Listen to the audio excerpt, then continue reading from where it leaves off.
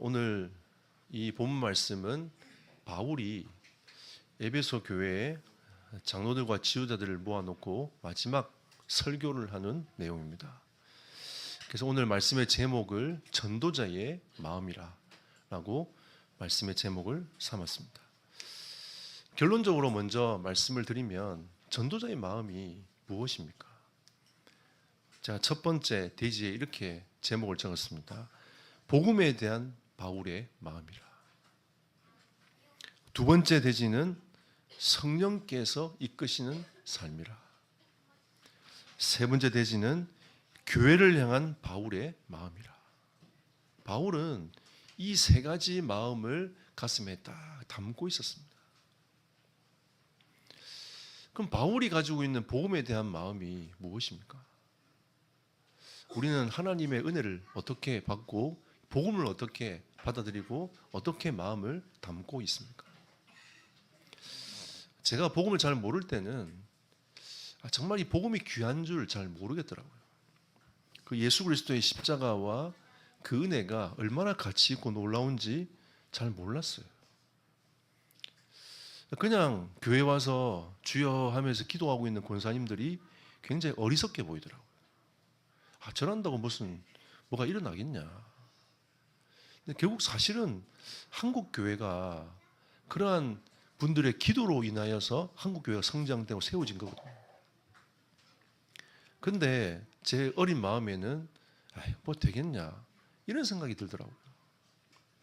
우리가 뭐 주여 주여 한다고 뭐 되겠냐 이런 생각이 들고 예수 믿으라고 얘기한다고 되겠냐. 또 저희 이제 고향교회 담임 목사님은 제 메시지도 굉장히 깔끔하게 하셨어요. 그리고 예수 그리스도에 대한 메시지를 계속 하신 겁니다.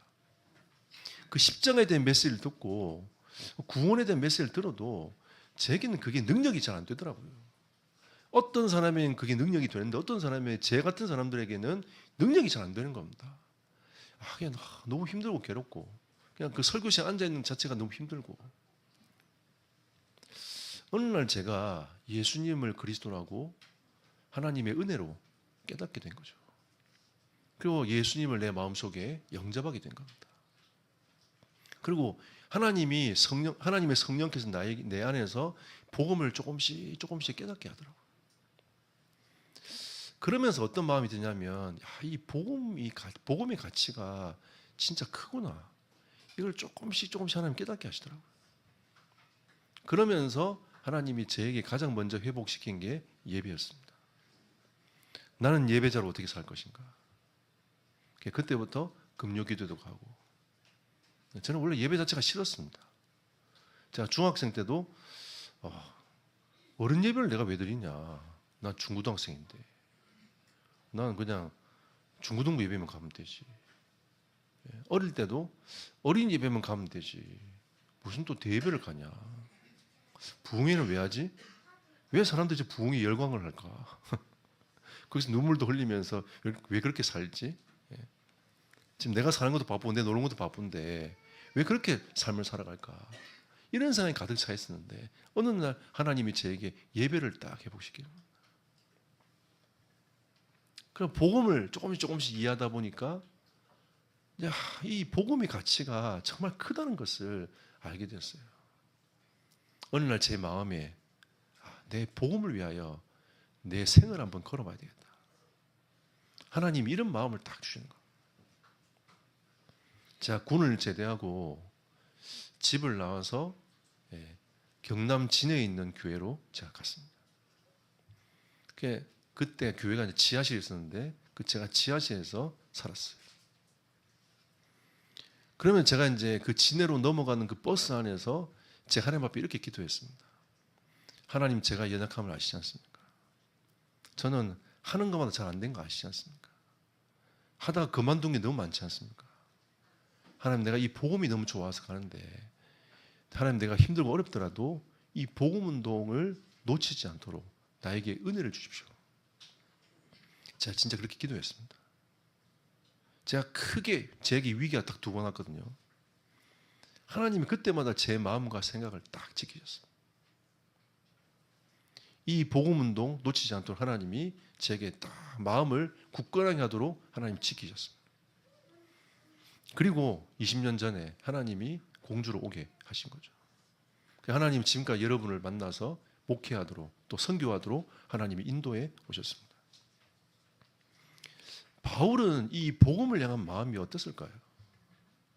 자, 이 성경 말씀을 쭉 읽는데 계속 눈물이 나는 겁니다. 왜냐하면 이 마음이 어느 정도 이해가 되는 거죠. 그 성경을 여러분 우리가 읽었지만 그냥 우리가 제가 여러분 이제 교독하면서 제가 이렇게 여러분의 목소리를 이렇게 들어봤어요. 근데 이제 이게 감정이입이 안 되고 그냥 읽는 겁니다. 교독이 되는 거죠. 여러분의 그 성경 읽는 그 소리가 너무 무미건조한 겁니다. 자, 이렇게 들어. 저는 감정이입이 돼가지고 지금 이 바울이 이렇게 설교를 지금 하고 있는데 이런 마음이 드는데 그냥 글자 읽는다 느낌이 막 드는 거죠. 바울은 이 복음을 향한 마음이 어땠을까? 오늘 19절에 보니까 바울이 이렇게 얘기합니다. 나는 어떠한 상황 속에서도 주를 섬겼다. 이게 바울이 복음을 향한 마음이었어요. 나는 모든 겸손으로 이 복음을 받아들였다. 겸손이 무엇입니까, 여러분? 하나님 앞에 서는 겁니다. 겸손이 무엇입니까? 하나님의 은혜 앞에 머무는 것입니다. 겸손이 무엇입니까? 하나님의 그 사랑 앞에 내가 무릎을 꿇는 겁니다. 이게 겸손이에요. 그러면 우리가 가지고 있는 이 복음이 너무 소중하기 때문에 나의 인생이 하나님 앞에서 겸허하게 되는 거죠. 숙연해지는 겁니다. 진짜 하나님 나에게 이 은혜를 주셨구나. 너무 감사하구나. 이게 바울이 복음을 대하는 마음이었어요. 그리고 바울이 복음에 대한 마음이 어떻느냐? 눈물이었습니다. 내가 어떻게 이 복음을 깨달았을까? 나는 복음을 위해 산다고 했지만, 하나님 위해 산다고 했지만 사실은 예수 그리스도의 복음을 막는 사람으로 살았지 않냐? 가슴을 쳤어요. 이게 바울의 눈물이었습니다. 제가 오늘 복음을 깨닫고 대학생 때 대학부 찬양 인도를 제가 했습니다. 한 40-50명 앉아 있는데 찬양 인도를 제가 쭉 했어요. 제가 매주 한 곡을 딱 정해가지고 그 곡은 안 빠뜨리고 제가 찬양 인도를 계속했어요. 그랬더니 제 1년 선배가 제게 와가지고 왜 그 곡을 그렇게 계속하냐, 매주 하냐, 그 곡 이제 좀 안 하면 좋지 않겠냐, 저한테 그런 얘기를 하더라고요. 그냥 여러 곡 중에 한 곡이었단 말이에요. 그 곡이 뭐였냐면 주님 큰 영광 받으소서. 내가 복음을 딱 깨닫고 보니까 내가 그리스도의 이름과 하나님의 능력과 그 은혜를 내 발 아래 밟고 있었구나. 이게 다 인정이 되는 겁니다. 진짜 하나님 앞에 회개했어요. 제 예전의 행실과 과거를 돌아보면서 하나님 앞에 진정으로 회개했습니다. 저는 회개하는 마음으로 그 찬송을 불렀어요. 그래서 우리 선배한테 그런 얘기했습니다. 나는 회개하는 마음으로 이 찬송을 부른다면서. 자기는 싫다는 거죠. 그 곡이 별로 안 좋다는 겁니다. 다른 곡 하면 좋겠다면서. 그 다음 주에 또 했습니다. 왜? 내가 맡겨준 거니까 너는 싫지만 나는 한다. 이런 식으로 이제 제가 사실 그때 이제 어렸기 때문에 여러 가지 생각들이 좀 많이 들더라고요. 약간 좀 고집도 있고 곤조도 있고 이런 생각도 좀 했던 거죠. 그렇게 하나님을 찬송하면서 제가 예배자로 계속 하나님 앞에 서기 시작했습니다. 그래 그때는 진짜 하나님 앞에 눈물로 예배했어요. 그리고 바울이 내가 시험 속에서도 내가 주를 섬겼다. 우리가 예수를 믿다 보면 여러 가지 어려움들이 많지 않습니까? 때로는 경제적인 어려움들, 때로는 우리 육신적인 어려움들, 여러 가지 사건, 사고들이 계속 터져요. 근데 바울이 복음을 대한 자세가 어떻냐면 내가 이 수많은 시험을 내가 당했지만 나는 복음에 대한 마음이 절대 흔들리지 않았다. 너희가 알지 않냐? 내가 어떠한 상황에서도 주를 내가 섬기며 살아왔다. 이게 바울이 복음을 대한 마음이었어요.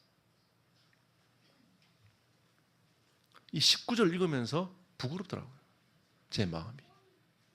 바울이 이렇게 복음을 향한 이 마음을 가지고 이렇게 했는데 하나님 제 마음에도 복음을 향한 이 마음을 부어주시기를 원합니다. 제가 하나님 앞에 이렇게 기도했습니다.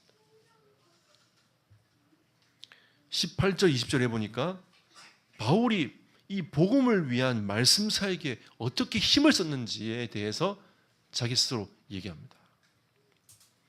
18절 뭐라고 합니까? 내가 에베소에 처음 왔을 때부터 시작해서 마지막까지 지금까지 나는 이 복음과 말씀 사역을 쉬지 않았다. 이렇게 고백합니다. 나는 정말 이 복음과 하나님의 은혜에 대한 이 말씀 사역을 내가 쉬지 않고 지금까지 처음부터 지금까지 내가 해오고 있지 않냐. 너희들이 알지 않냐. 우리는 얼마나 핑계를 많이 댑니까? 목사 요즘 너무 더워가지고 말씀 공부를 못하겠다면서 이거부터 시작해가지고 우리는 얼마나 많은 핑계들 대가고 있습니까? 바울이 이렇게 얘기합니다. 내가 첫날부터 지금까지. 그리고 20절에 보니까 많은 사람들 앞에서 공중 앞에서 그리고 각각 집에서 말씀 운동을 폈다는 겁니다. 우리 지금 말씀 운동이 사라지고 있지 않습니까? 말씀 운동 해보게 됩니다. 바울이 뭐라고 얘기하냐? 공중 앞에서도 내가 복음을 전했지만 각각의 집에서도 내가 복음을 전했지 않냐? 이 말씀 사역을 내가 했지 않냐?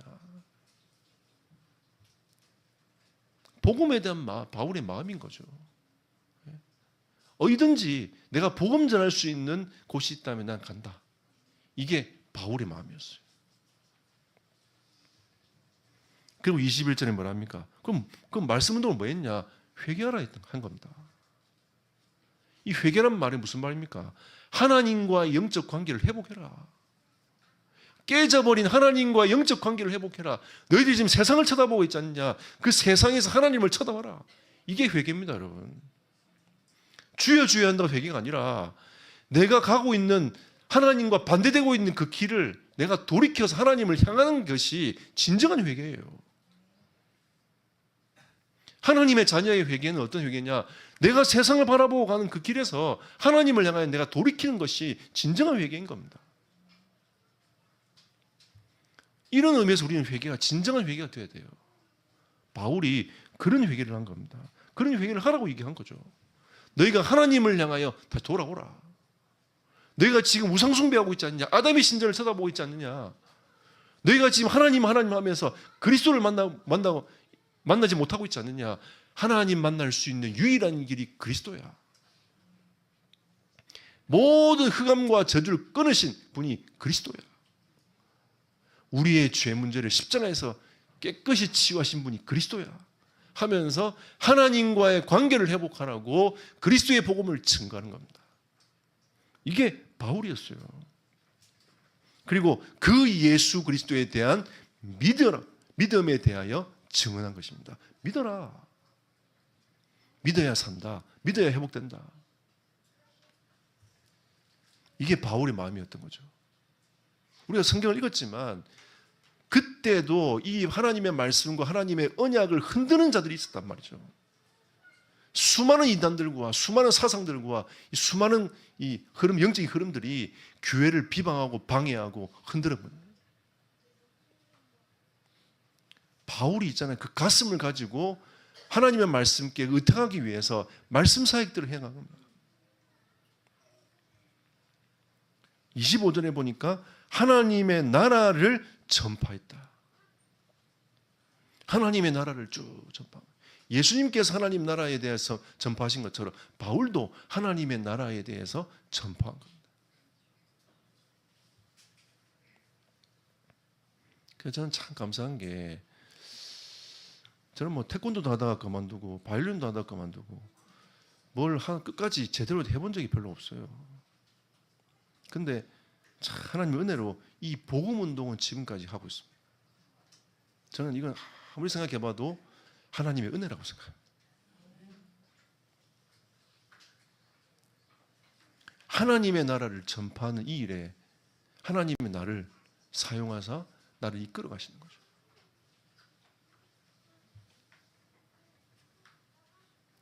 그리고 바울은 26절, 27절에 보니까 영혼을 향한 마음을 이렇게 표현합니다. 여러분 26절 보십시오. 그러므로 오늘 여러분에게 증언하거니와 모든 사람의 피에 대해서 내가 깨끗하니라. 얼마나 확신이 있었는지. 내가 너희들에게 전한 이 복음은 내가 정확하게 이 복음을 전했기 때문에 너희들에 대한 피값은 나는 깨끗하다. 이렇게 고백을 했어요. 때로는 제가 이제 목회자로서 목회를 하다 보면 목회를 내가 좀 더 잘했어야 되는데 이런 생각이 든단 말이죠. 나 정말 잘하고 있어. 나 너무 잘하는 것 같아. 이렇게 하는 게 참 쉬운 게 아니에요. 근데 바울이 뭐라고 얘기했냐면 내가 진짜 이 복음을 위하여 살아왔기 때문에 복음을 위해 살아온 내 마음은 너희들 향한 내 마음은 너희들에 대한 핏값에 대한 이 부분은 내가 깨끗하니라. 바울이 얼마나 영혼을 향한 열정과 마음이 있었으면 이렇게 했겠습니까? 하나님 앞에 아무리 생각해봐도 자기는 그 핏값에 대해서 난 너무 깨끗하다는 거죠. 저는 바울이 또 말한 중에 참, 어떻게 저렇게 말을 할 수 있을까? 이 말도 있어요. 나를 본받으라.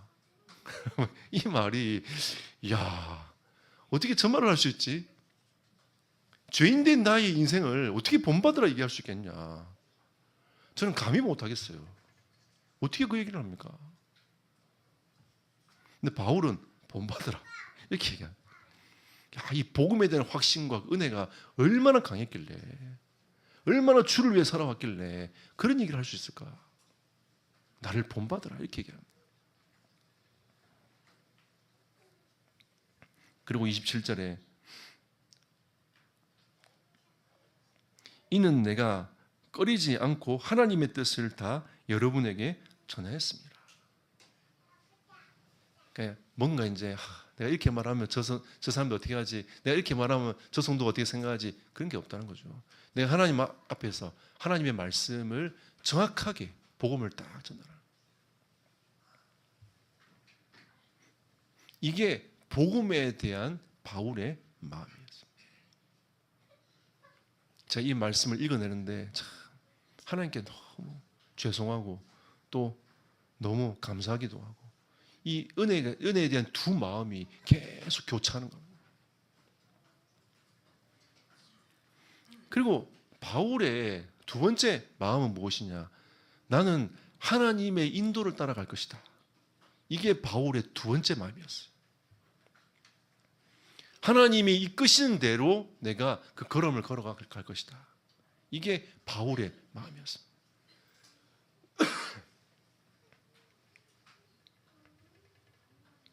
22절에 보니까 하나님의 성령에 매여 나는 예루살렘으로 갈 것이다. 여러분, 이 예루살렘은 바울이 자기가 예루살렘에 갔을 때에 자기가 당해야 될 고난과 고통이 어떤 것인지를 바울이 이미 알고 있었어요. 알고 있었습니다. 자기의 마지막 그 길이 예루살렘에 가는 길이 마지막임을 알고 있었던 거죠. 그래서 이 밀레도에서 에베소 교회에 있는 장로들과 지도자들을 불러가지고 마지막 고별 설교를 하지 않습니까? 그러면 마지막이 뭐랍니까? 당신들은 오늘 마지막 보는 날이다. 유언적인 메시지를 하는 겁니다. 유언은 아무 때나 하는 게 아닙니다. 마지막 자기가 진짜 원했던 그 말을 하기 위해서 얘기하는 거죠. 거기에 자기 인생과 모든 것이 다 담겨 있습니다. 그게 유언이에요. 그러니까 바울이 진짜 성령에 이끌림 받아가지고 자기가 죽는 걸 알면서 자기가 고난당하는 걸 알면서도 그 길을 걸어간다는 거죠. 그 길이 누구의 길이냐? 하나님께서 원하는 길이었다고. 바울이 그걸 인정한 겁니다. 그게 바울의 마음이었어요. 그게 좋은 길이든 넓은 길이든 좁은 길이든 관계없이 하나님께서 나를 이끄시는 길이라고 하는 확신을 갖게 된 거예요. 처음에 이제 목회를 하다 보니까 이런 문제 저런 문제들이 많이 생기지 않습니까? 우리 교회 성도가 한 40명쯤 됐을 때였던 것 같아요.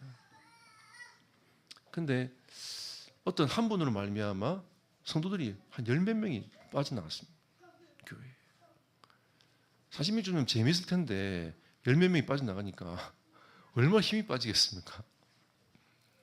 그래서 좀 힘이 살짝 빠지더라고요. 왜 그랬지? 저분이 왜 그랬지? 이런 생각이 막 드는 겁니다. 왜 하나님 이런 일들을 버리셨지? 이런 고민이 막 드는 거죠. 그때 때마침 제게 좋은 제안이 딱 하나 왔습니다. 어떤 제안이 왔냐? 하와이 가면 안 되겠냐? 제목 하와이 가라는 겁니다. 아 그래? 이렇게 제 생각을 했어요. 그리고 제가 이제 옆에 있는 목사님, 저하고 이제 기도 제목 나누고 좀 제가 멘토로 삼는 목사님한테 제가 찾아가가지고 이렇게 하와이 가라고 저한테 말씀합니다. 어떻게 하면 좋겠습니까? 그분이 그래?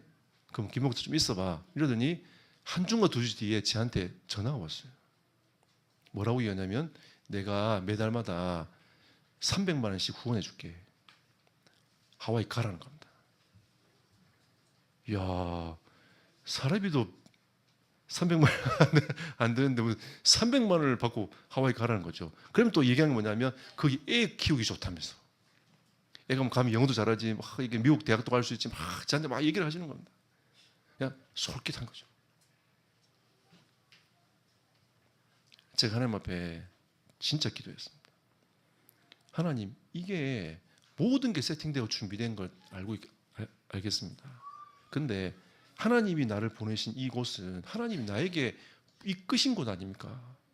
제가 상하이에서 기도하다가 응답받은 곳인데 하나님이 정말 원해서 나를 하와이로 이주시킨다면 저는 가감없이 가겠습니다. 하지만 그게 아니라면 나는 여기에서 뼈를 묻겠습니다. 하나님 그때 하와이에 닿게 만드셨어요. 하나님 제 마음을 더 이상 동하지 않게 하시더라고요. 더 여기에 마음을 담게 하시더라고요. 그러면 지금까지 오게 된 겁니다. 또 어느 날 싱가포르에 있는 목사님이 저한테 또 싱가포르 오라고 말씀하시더라고요. 그러면서 장대한 꿈과 계획을 쫙 설명하시는 겁니다. 지금 동남아가 너무 중요하니까 이 파워 스테이션을 세워야 된다. 그래서 파워 스테이션을 세우고 이 동남아 전체를 복음해야 되기 때문에 당신이 와가지고 이 교회 담임을 해주면 좋겠다면서. 그리고 모든 걸 책임지겠다 저한테 얘기를 쭉 했어요. 그때는 제가 장로님한테 제가 말씀드렸습니다. 장로님 이런 제안이 왔습니다. 말씀드렸어요. 장로님들이 반대하셨어요. 근데 지금 상황을 내가 가만히 보면서 이걸 어떻게 성령님들 받아야 되지? 목회자가 뭐 다른 길이 있겠습니까? 하나님이 이제 이쪽 가라 가야 되는 거 아닙니까? 나는 여기서 뼈를 묻고 싶지만 하나님이 가라면 가야 되는데 이 바울이 성령에 이끄시는 삶과 방향을 어떻게 생각하고 있었냐? 그러니까 우리가 좋은 길로만 가야 됩니까? 바울은 지금 하나님의 인도를 받기 위해서 진짜 기도하면서 그 인도를 따라서 그 삶을 살아간 거죠. 근데 그 길이 고난의 길이었습니다. 자기의 생명을 내놓아야 되는 그 길인 거죠.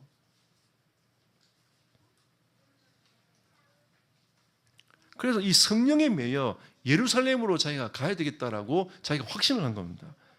성령께서도 강권하셨고 바울도 성령의 이끄심에 대한 열망을 갖고 있었어요.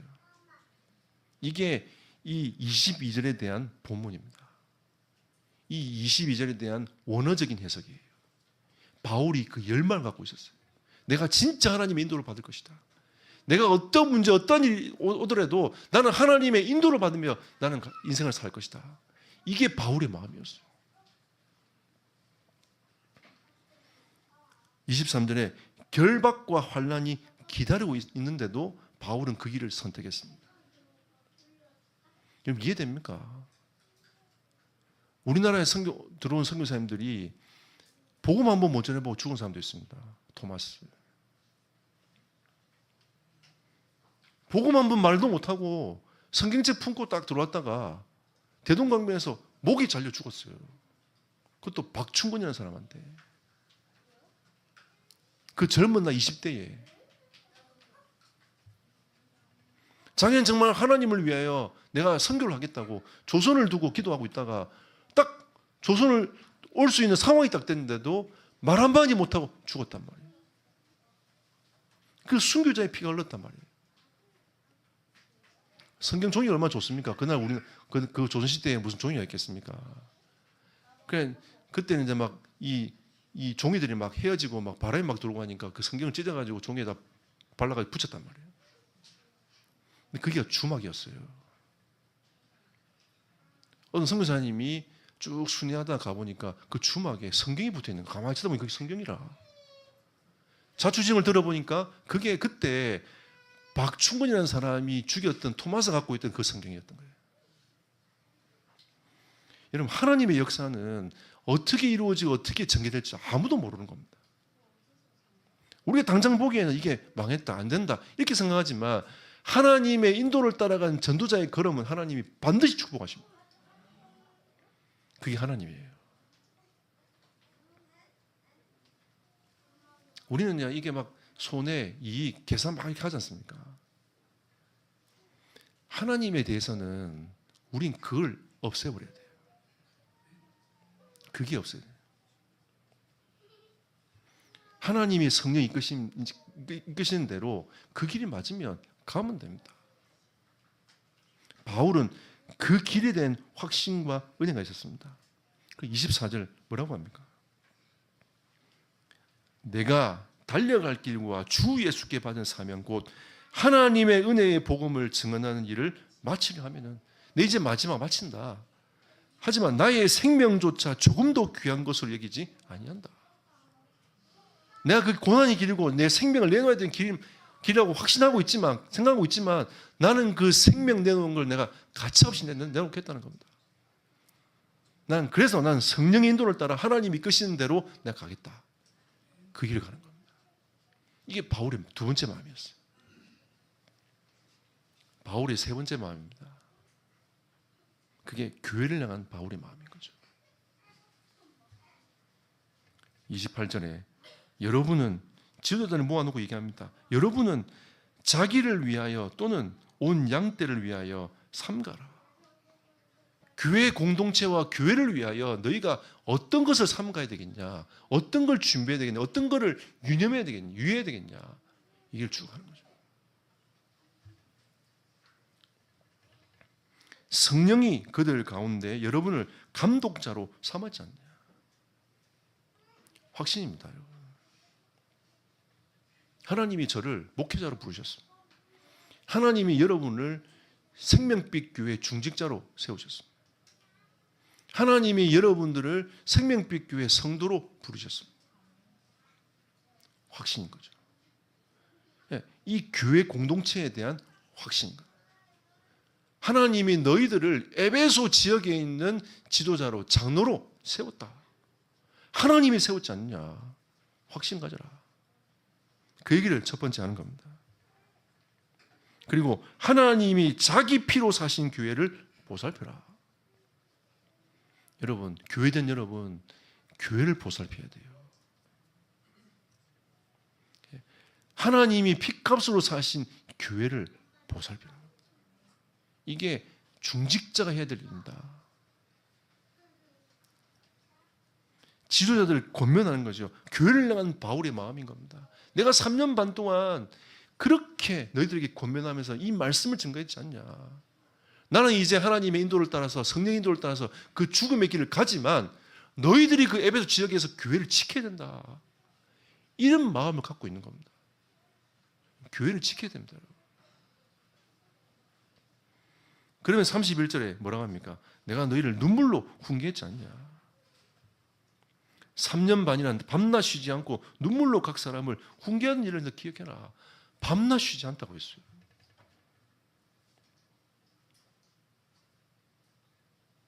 그러니까 이게 바울의 마음이었던 것 같아요. 밤낮 쉬지 않고 이 말씀 운동한다는 게 쉽지 않지 않습니까? 저 사역을 해보지만 이 쉽지 않아요. 근데 바울이 에베소 지역을 향해서 밤낮 쉬지 않고 내가 너희를 말씀 운동하면서 훈계했다는 것을 얘기합니다.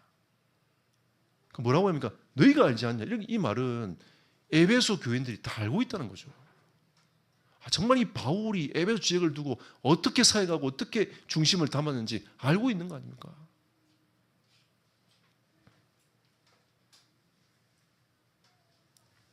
그리고 32절에 이렇게 얘기합니다. 지금 내가 여러분을 주와 및 그 은혜의 말씀에 부탁하노라. 내가 그동안 전했던 이 복음의 말씀에 너희를 하나님께 부탁한다. 이런 말씀이 살아 움직여야 됩니다. 여러분과 제 인생에 말씀이 살아 움직여야 돼요. 우리는 세상 사람이 아닙니다. 하나님의 사람 아닙니까? 하나님의 사람은 하나님의 말씀을 듣고 삶을 살아가는 겁니다. 그게 하나님의 사람이에요. 그러니까 우리가 이 예배에 나와가지고 하나님께 예배하고 말씀 듣고 말씀 정리하고 묵상하고 기도하는 그게 하나님의 사람인 거죠. 이게 하나님의 사람인 겁니다. 사람들이 말을 두고 사람들의 기준을 가지고 우리가 살아가는 게 아니라 하나님의 말씀의 기준을 두고 그 하나님의 말씀의 은혜를 가지고 살아가는 사람이 우리라는 거죠. 그러니까 때로는 여러분은 안 맞을 수 있어요. 왜냐하면 하나님 말씀하고 이런 맞으면 좋은데 안 맞을 수도 있잖아요. 그러면 우리의 것을 내려놔야 됩니다. 저는 예전에 제가 제 고집을 피워서 가본 적이 있어요. 근데 그게 싸워서 이길 수 있는 길이 아니에요. 여러분 하나님과 싸워봤습니까? 야곱도 싸웠지 않습니까? 저도 하나님과 싸워봤거든요. 고집 부리며 싸워봤어요.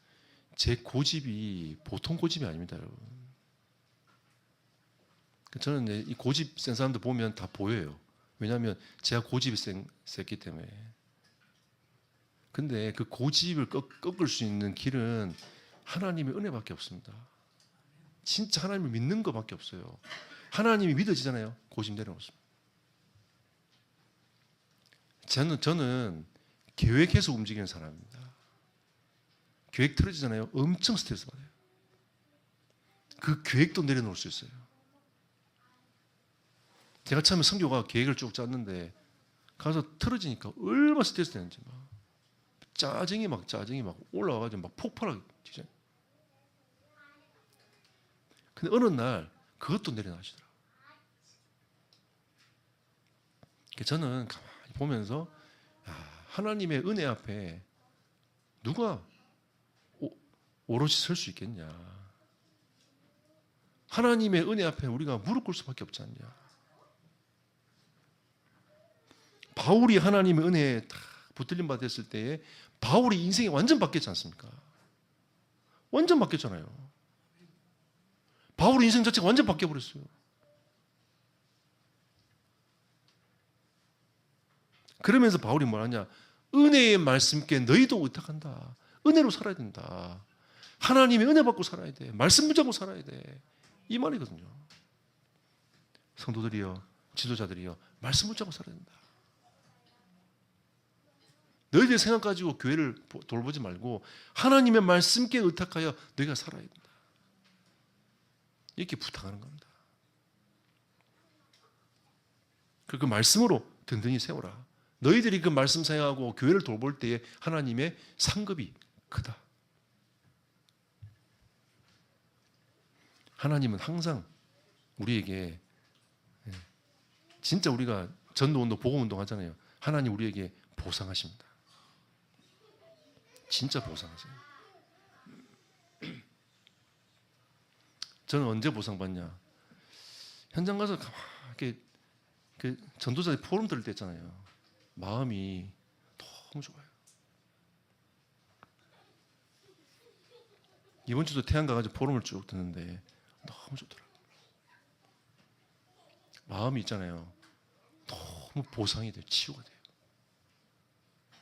그 갔다 오는 그 길 있잖아요. 왕복 차로만 3시간 이상 걸리는데 그게 나에게는 아무것도.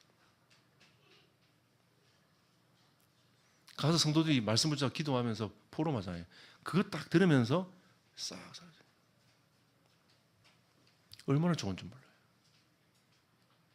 하나님께서 우리에게 주신 그 은혜와 축복이 나누고 포럼이 된다는 것은 참 축복과 은혜입니다. 근데 하나님이 그 상급이 예비되어 있다.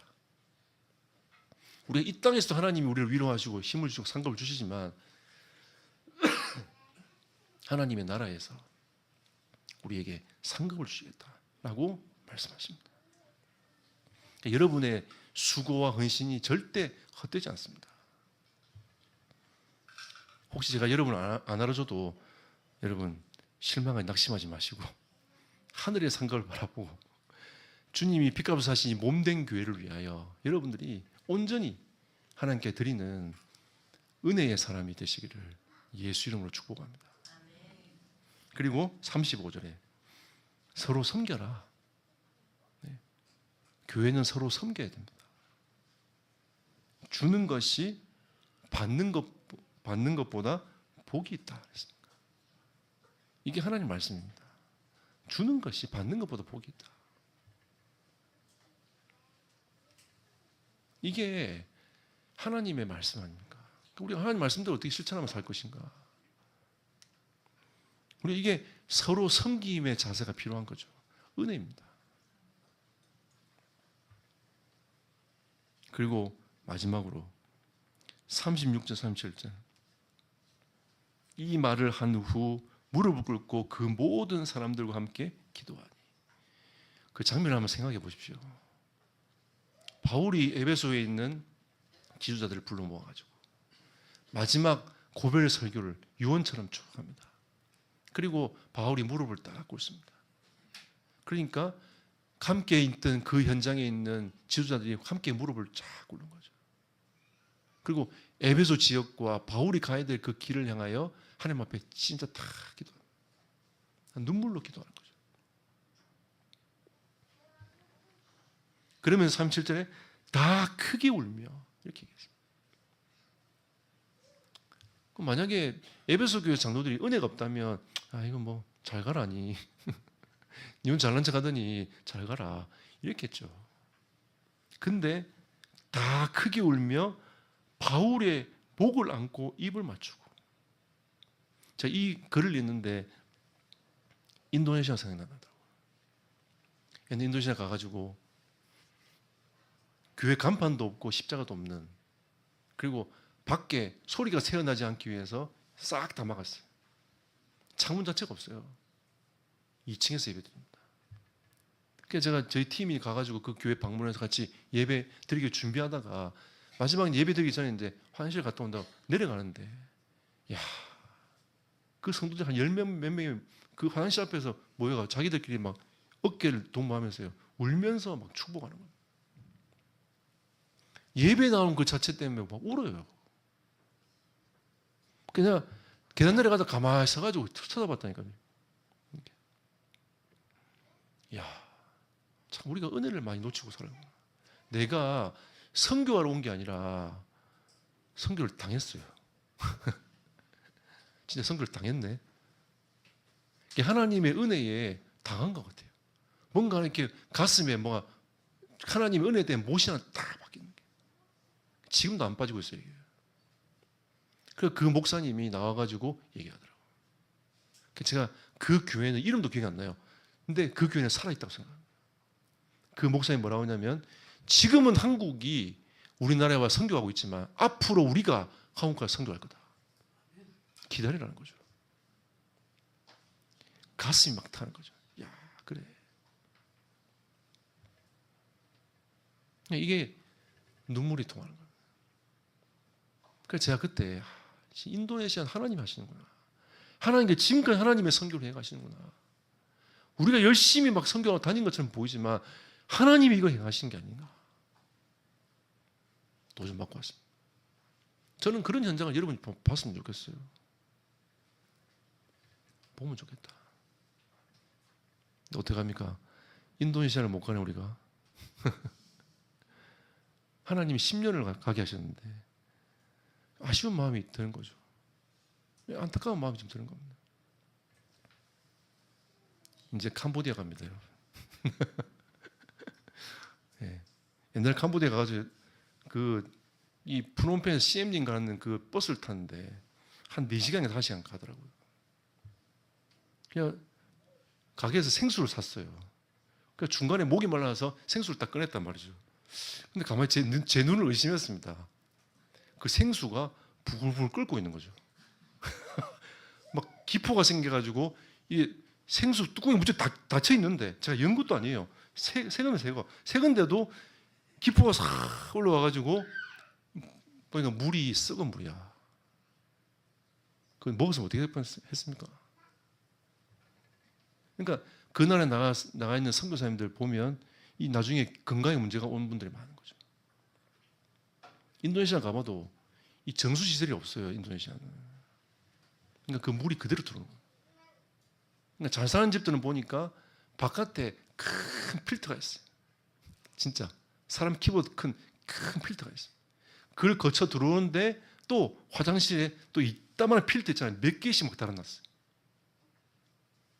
근데 그 물 가지고도 양치하잖아요. 우리는 배탈 납니다. 배탈 나요.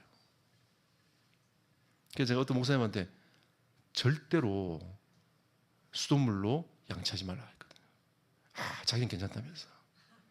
자기 호흡도 하고 뭐 건강해서 절대 딱 하자마자 바로 배탈 나가지고 바로 배탈 나가지고 한국 들어올 때 정말 고생 많이 했어요. 전도자의 마음. 오늘 메시지 좀 길었지만 여러분들이 이 전도자의 마음을 가슴에 딱 담기를 예수 이름으로 축복합니다.